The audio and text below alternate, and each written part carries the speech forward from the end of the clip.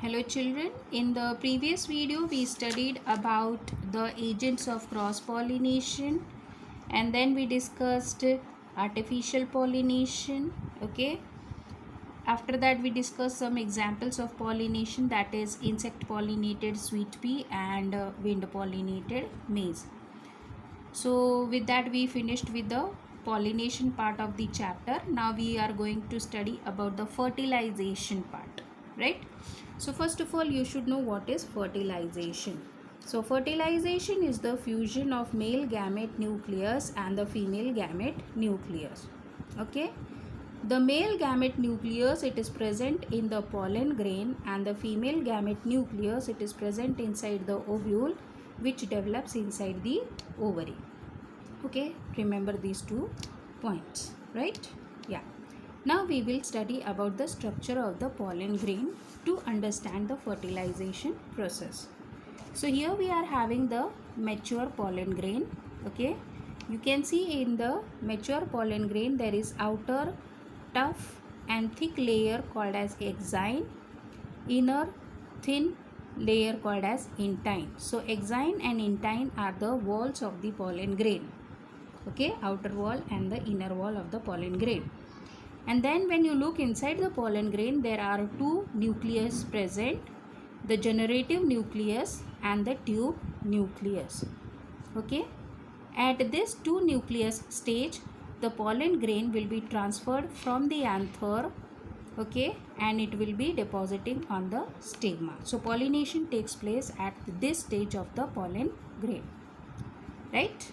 Remember that the generative nucleus later on it will be dividing and it will be forming 2 male gametes. Okay, you can see in this diagram the male gametes have been shown, 2 male gametes. However, we will discuss about it later on. So the generative nucleus will be forming the 2 pollen grain 2 male gametes, right? Understood? So this is the structure of the pollen grain. Fine. And when it falls on the stigma of the female reproductive organ, okay, that time it will germinate. Okay, so that part we will be studying later on. Now we will discuss the different parts of the female reproductive organ, that is the ovule. So here we are having the ovule, right? When you consider the structure of the ovule, first we will see that the different parts of the pistil or the carpel are the stigma, the style and the ovary, and within the ovary the ovule is present. Okay, so we will discuss about the ovule. Ovule is present inside the ovary. Okay, and this ovule, as you can see in the diagram, it is having 2 coverings. The ovule is having 2 coverings and these 2 coverings are called as integument. Okay, the number of integument may be 1 or 2 depending upon the plant species, but here in this diagram I have shown you 2 integuments to be present. Okay, now these 2 integuments form the protective covering of the ovule. You can see a small gap to be present on one side of the integuments, and that is called as micropyle. It is called as micropyle. Okay, now this micropyle plays an important role in the process of fertilization, right? Okay, so integuments and micropyle, right? Now within this integument we are having the nucellus to be present. Okay, so this is the nucellus. Okay, what does the nucellus contain? It contains the stored food material. Okay, within the integuments there is stored food material present, which is called as the nucellus. This off-white color, whatever you can see, it is the nucellus, right? Within the nucellus you can see this sac-like structure to be present, and it is called as embryo sac. What it is called as? Embryo sac, right? So integuments, inside the integuments you are having the nucellus, and within the nucellus you are having the embryo sac to be present. What is present inside the embryo sac? Inside the embryo sac, you are having the 7-cell arrangement. Okay. Yeah, this is the micropylar end, and this is called as the chalazal end. Okay, micropylar end, chalazal end. So towards the micropylar end, you can see three cells to be present. The central one is the egg cell, and the two side ones are called as synergid cells. Right? So three cells towards the micropylar end. Towards the opposite side of the micropylar end, you can see three cells, and these are antipodal cells. What they are called as? Antipodal cells. In the center, there are two polar nuclei present, which will be fusing together to form the central cell. Okay, they will be fusing together to form the central cell. Initially, two polar nuclei are present. These two polar nuclei will fuse together and they will be forming the central cell. So we are having 3 plus 1, that is 7 cell in the embryo sac. Okay, the mature embryo sac contains 3 plus 3 plus 1, 7 cells, and I have explained you what are those 7 cells. Understanding? Okay, here also I have shown you the 7-cell condition of the embryo sac. Right? Now what happens? See, when the pollen grain reaches the stigma, it will germinate. Right? I'll just show you the germinated pollen grain. Here we are having the germinated pollen grain. What happens is, the exine, outer wall of the pollen grain, it will break open, and the intine, the inner wall of the pollen grain, it will come out in the form of pollen tube. Okay, the intine with all the content inside will come out in the form of pollen tube. Right? In this pollen tube, the generative nucleus will be dividing, and it will be forming the two male gametes. The tube nuclei will be present at the base of the pollen tube. Understanding? So this is a germinated pollen grain on the stigma of the pistil. Right? We will go back to the ovule diagram once again over here. Okay, so the pollen grain germinates, and the pollen tube will be carrying the male gamete to the ovule.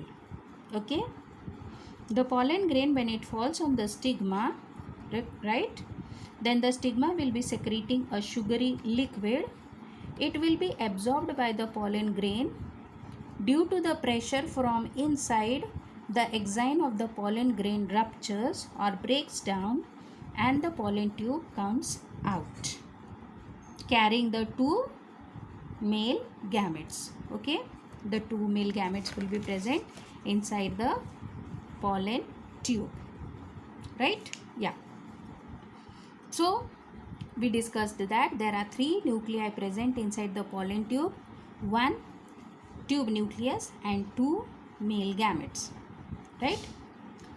This pollen tube, it will grow from the stigma through the style, through the ovary, and it will enter inside the ovule. Understanding? Right? Pollen tube will be growing from the stigma through the style, through the ovary, and it will enter into the ovule. By dissolving the tissues that are present in the way. Okay, यहाँ पे जितना भी tissues रहेगा, those tissues will be dissolved and the pollen tube will be traveling. How these tissues are dissolved?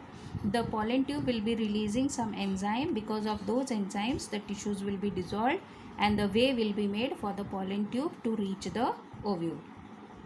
Okay, the tube nucleus which is present inside the pollen tube, it will guide the pollen tube the way through which it has to enter into the ovule. समझ में आया?